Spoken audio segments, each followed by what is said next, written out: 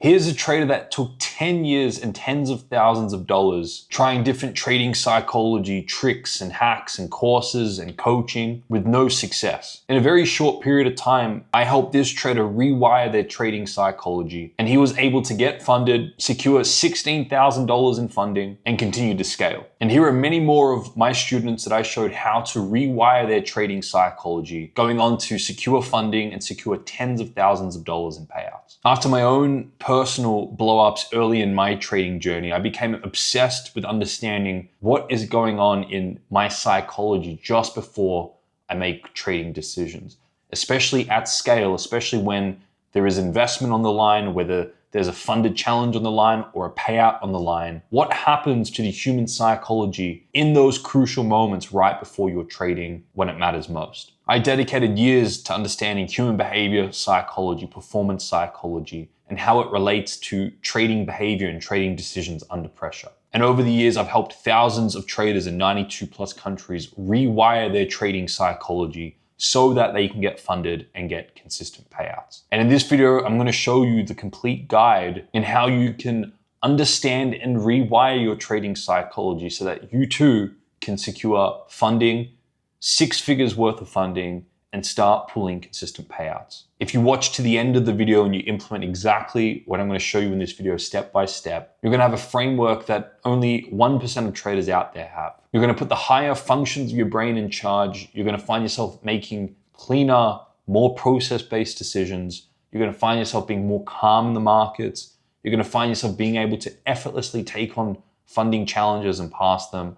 And you're going to find yourself accumulating payout after payout. I've seen far too many traders blow funding challenges due to poor psychology. Traders who have proven and profitable trading strategies, but they just can't manage themselves and they can't stick to the very trading plan they know works. You know the exact moment I'm talking about. You're 3 days into your funding challenge and you're sitting 6% up. You've had an amazing start. Your target is 10% and you're nearly there. And then one B grade trade that you take goes against you. It hits your stop and it throws you on tilt. You think to yourself, why on earth did I take that trade? And you feel as if you need to make it back. Your amygdala gets fired up and it doesn't like the situation it's been put in. So you jump straight back into the market in an attempt to make back that loss immediately. You take another loss, and then your animal brain really starts to fire up. You start to beat yourself up, and you think to yourself, I was sitting 6% up. I can't believe I took 2 trades that weren't part of my plan. So you jump straight back into the market in an attempt to make back those losses on the day, but this time you over risk because your amygdala is thinking that if I risk a little bit more and it's profitable, I can get myself out of this pain. I can alleviate this state that I'm in. And of course, you take another loss and things start to spiral. You start to revenge trade, over risk, do all the typical trading psychology issues that traders find themselves in. This is exactly what happened to me early in my journey when I was given a large amount of investment. I had a strategy that worked, but I couldn't manage myself. And in particular, I couldn't manage my triggers and my animal brain. And as a result, I couldn't stick to my trading plan. In this video, I'm going to show you how to rewire that exact cycle so you can have control, you can stick to your trading plan, and you can pass these funding challenges and get payouts despite inevitable losses and despite inevitable human error and mistakes every so often. This isn't a strategy problem. It's not even a discipline problem. You don't need more screen time. This is a neurological survival response that you need to understand, you need to learn, and you need to learn how to manage with the right processes and trading environments. And that's exactly what I'm going to show you in this video. Now, this is what I call the funding challenge evaluation paradox. What seems a simple task of taking your account from break even to plus 10% and passing your funded challenge, because you've done this countless times in smaller accounts, you've done this countless times on demo accounts. What seems very simple is actually very difficult. Why? Because now in a funding challenge, there are new arbitrary deadlines and drawdowns that are implemented, which stimulate the amygdala, the survival part of your brain, the subcortical areas of your brain. And these targets and drawdown cutoffs, these extremes stimulate the amygdala and make it feel as if it is a life-threatening survival situation, which undoes your ability to be able to stick to your trading plan and to be making strategic and executive decisions out of a plan, out of a trading plan, or out of a a plan you've set for that day. This is why you can trade perfectly well in a demo account or in a small trading account, but when it comes to taking on larger amount of capital and trading evaluations and trading close to payouts, it becomes very difficult. So what seems very simple has many psychological tricks. And what I've done here is I've tilted the simple process of going from break even to 10% upwards. Because really what happens is, because of the psychological pressures and the drawdown deadline and the now artificial targets, it almost feels as if you're having to go uphill and working against large amounts of resistance. So here is the psychology behind understanding why passing evaluations is so difficult and why such little traders do it. And this is the psychology that prop firms understand and prey on amateur traders not understanding so that they can trick them. Now, you have a target of, let's say, for example, 10% on a prop firm evaluation. Every time you move from break even closer to that 10% target, it consciously feels like progress. And that's what you're thinking to yourself. You're thinking to yourself, I'm progressing towards passing my funded challenge. But every new bit of progress also unconsciously creates a new fear within you and a new pressure within you and a new state within you that you feel like you have to meet up to, a new expectation. Because every time you feel as if you're progressing to passing your funded challenge, it's a greater weight on your shoulder, because now you fear losing that progress. You fear moving backwards. Every time you perceive yourself as progressing closer to that artificial target of hitting 10% on the funded challenge, it now creates a greater unconscious pressure and fear of losing that progress and moving against and away from that progress. So every feeling of progression towards passing a funded challenge creates an unconscious force against that and an unconscious pressure on you. And what's interesting is the deeper you go into drawdown, the closer you move from break even to failing that funded challenge, and you're running the narrative in your mind consciously of how painful drawdown is, then the more of an unconscious relief you have to losing that and actually failing the funded challenge so you can put yourself out of that drawdown. How many times, if you're being completely honest with yourself, when you finally fail a funded challenge, how many times you actually feel relieved by that? Because now you're thinking to yourself, all right, I'm glad I'm out of drawdown. I can just restart the funding challenge. I can get back to break even. I can start again. And how many times when you pass a funding challenge, do you, if you're being truly honest with yourself, do you now feel all this pressure and all this expectation on yourself, and now a greater fear to losing that, and it creates all this pressure in your trading? So although traders on a conscious level say that I want to pass a funded challenge and I feel like I'm progressing in my journey to passing a funded challenge, there is an unconscious narrative of the more they say to themselves, I want to pass this challenge, the more unconsciously they don't want to pass that challenge because of all the fears and expectations and pressures it puts on themselves. And the more a trader consciously says to themselves, I hate being in drawdown, the more of an unconscious relief that trader experiences when they finally fail. So what traders don't understand is that there are these unconscious forces in their mind that make them feel relief when they fail a funded challenge and make them feel fear and pain and expectation and pressure when they pass. And these unconscious forces dictate certain decisions and actions and stimulate the amygdala, which actually drive most traders to failing funded challenges as opposed to passing them. There's a very profound exercise that I take my traders through one-on-one when I work with them. And I get them to write a list. I get them to visualize, all right, you've just passed a funded challenge.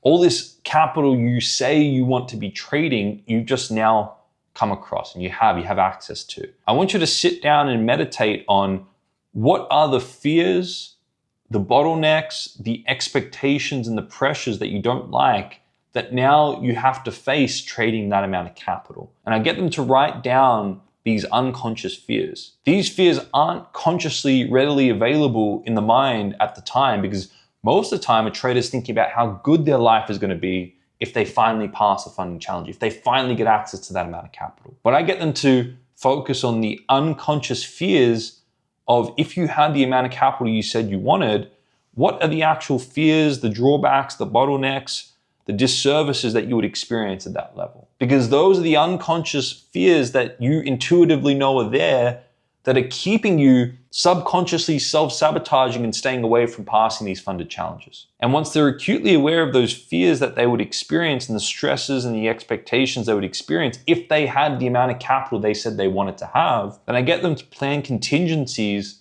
and processes to manage these fears, to manage these drawbacks, to manage these expectations so that they can have the goal they say they want, but they've also managed the very fears that are keeping them away from actually achieving that. If you're serious about being a full-time funded trader that gets payouts, it's a very worthy exercise to do. After working with thousands of traders that wanted to go through funding challenges, to pass funding challenges, to get payouts, after consulting for the biggest prop firms in the world, after starting my own prop firm and seeing traders go through that, there are three consistent patterns that I find kill 95% of traders while going through funded challenges. The first I call target proximity paralysis. And this is what I just explained before. The closer the trader gets to passing the funded challenge, the more fear they have introduced into their trading, the more pressure and expectation they have introduced into their trading, the more their amygdala is fired up, that survival response is fired up,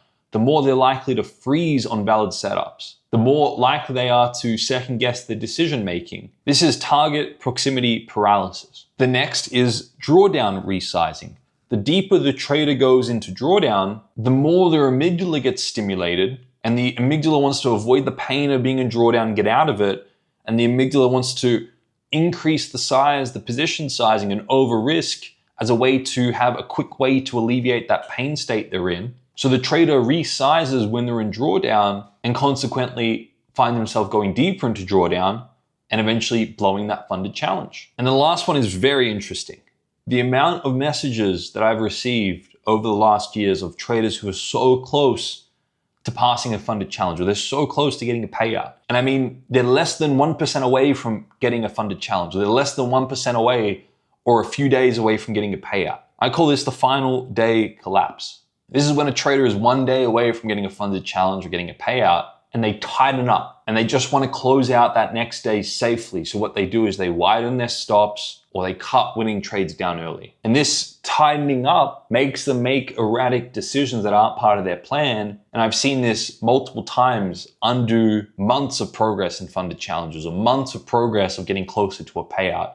Because on that final day, they let how close they are to get that funded challenge or that payout get to their head, and they change the behavior, they change their decisions, they change their trading, they don't stick to their trading plan. So this is the rewiring protocol. This is how you break out of these destructive patterns. This is how you stop letting yourself being affected by the pressures of being in a funded evaluation, and how to break out and reconcile the paradox of being in an evaluation. And the paradox and the pressures only exist if you're in outcome-based thinking. If you're seeking after a positive reward and attached to passing that funded challenge, that funding challenge being the one you pass, if you're attached to a payout, if you're attached to a profit here and now, and you're imposing what you want onto that funding challenge and the outcome of that market, you are then a victim of the circumstance of being in drawdown, of losing, of blowing that funded challenge. And the more attached you are to imposing what you want onto the market and having that funded challenge here and now, and getting that payout here and now, the more likely you are to fall prey to those destructive patterns and ultimately blow that funding challenge. It's when traders transition out of outcome-based thinking and they detach from the individual outcome of each individual trade, and they embrace their process irrespective of what the outcome is. They're not attached one way or the other. That's where traders give into the process and they finally and effortlessly are able to pass funding challenges and get payouts as a result of sticking to proven processes as opposed to imposing what they want here and now. Now, the first part of transitioning out of outcome-based thinking into process-based thinking is about knowing your numbers. You need to know what your trading edge is, your strike rate is, your average win is, and then build a custom risk management protocol that suits the criteria and the rules for that funding challenge. For example, if you know that you're at break even at the moment on a funded challenge and your target is 10% and your max drawdown is negative 10% or whatever it may be, make these numbers interchangeable. If you know based on either real life data or back-tested data, ideally real life data, but back-tested data is a fine fallback, that your strike rate for your strategy is about 60% and your average win is 1.5 to 1. So your win to loss, when you win 1.5 times than what you lose. That's crucial data for you to be able to create a custom risk management protocol that suits the max drawdown criteria. So for example, I teach all my traders to open up ChatGPT and tell ChatGPT that I have a strike rate of 60%. I've got an average win of 1.5 to 1. I've got a max drawdown in my funding challenge of negative 10%. And I prompt ChatGPT to create a custom risk management protocol for me. Tell me how much I should risk per trade. Tell me how many max trades I should take per day. How many max losses I should take per day. Tell me what my drawdown protocol is, meaning how I reduce my risk the deeper I go into drawdown, so that I can, with my numbers, take 100 trades unemotionally without blowing up. So you prompt ChatGPT to create a custom risk management protocol for you based on your numbers and based on the funding challenge. And this does two things. It limits your upside and your potential expectations on that individual trade and what you want, so that you go into trades with a more stable, balanced mindset. Instead of trying to hit a home run on that individual trade, which 9 times out of 10 leads to blowing up, you make small calculated bets.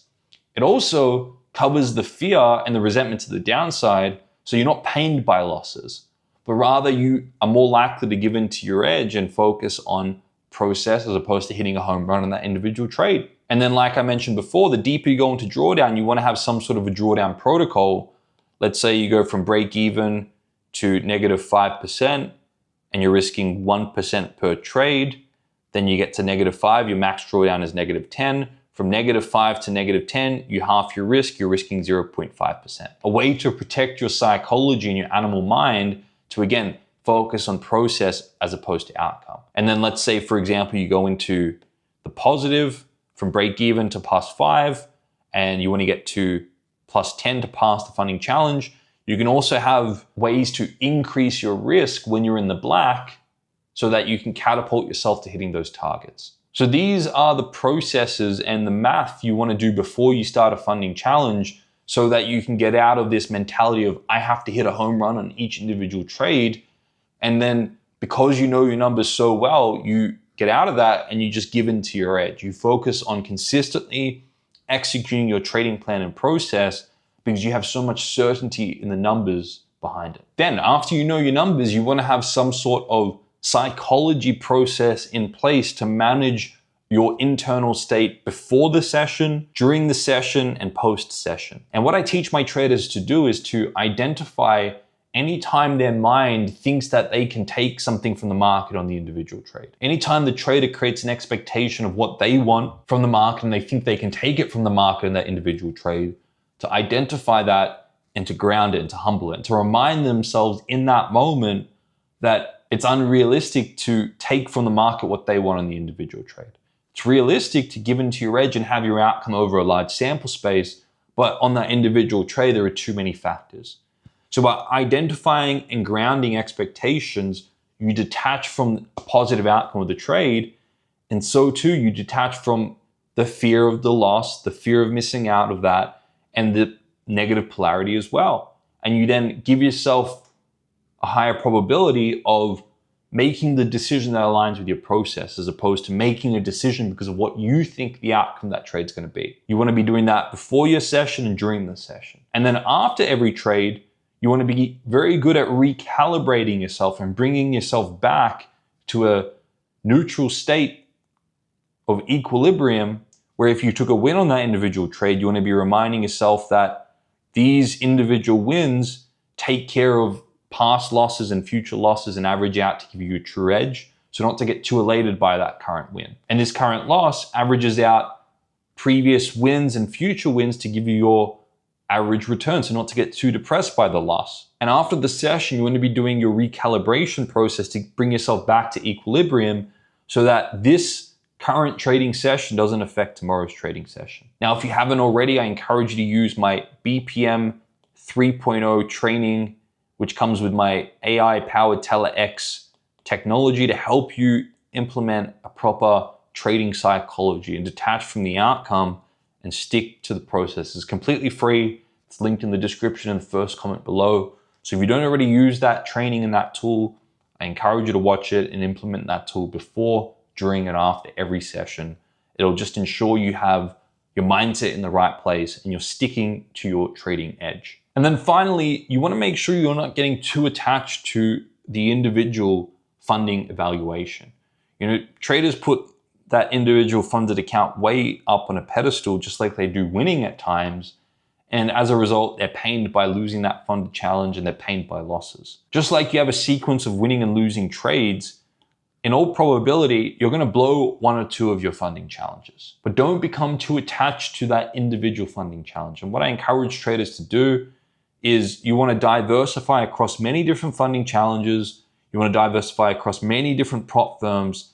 And you want to treat your funding challenges just like you would a win and loss sequence, just like you would probabilistic thinking. Understand that if you have a good edge, even with a good edge, you're still probably going to blow 3 out of 10 of your funding challenges. So run your own numbers of how much you're actually willing to invest into these funding challenges, but don't get too attached to the one funding challenge. Pick up a few funding challenges, trade them, and then when you make a little bit of profit, reinvest those into more. You may lose 1 or 2 funding challenges along the way, but don't get attached to the individual challenge. Focus on sticking to good processes, getting payouts, reinvesting in more, and keep that mentality of 3 steps forward, 1 step back. 3 steps forward, 1 step back. It's okay to blow a funding challenge every so often due to good processes. It's okay to take a loss every so often. Don't let that deter you from sticking to your process and to your trading plan. Now, of course, the caveat here is that you don't want to get stuck in a cycle of blowing and then buying a new funding challenge. It's not at all what I'm saying. But if you do blow a funding challenges due to good processes and just due to probabilistic, the edge not working in your favor, that's okay. And then you also want to expand your thinking beyond just one funding challenge. You know, if all you can see in your mind is that one funding challenge, then of course you're going to be devastated when you blow it and you're going to spiral. But if you can see that one funding challenge is part of a portfolio of many different funding challenges, and even that is just one small part of your overall trading portfolio because you also have personal accounts, and then you have bigger goals to get payouts and then private investment, and you broaden your perspective and your vision for your trading accounts, then you don't become so attached to having to pass that one evaluation and so disappointed when you blow that one evaluation. But it's just a small piece of your overall diversified portfolio. So I encourage all traders to expand their vision for their portfolio. Focus on firstly passing a funded challenge and growing a few funded accounts there. Then look to expand from 6 to 7 figures. Then focus on getting 6 figures of payouts, using some of those payouts to reinvest into more funding evaluations, into building personal accounts, into broader investments, and then focus on looking to get into private investment. And then there's bigger potential that you can expand your vision into. And you want to do this to make you realize that this single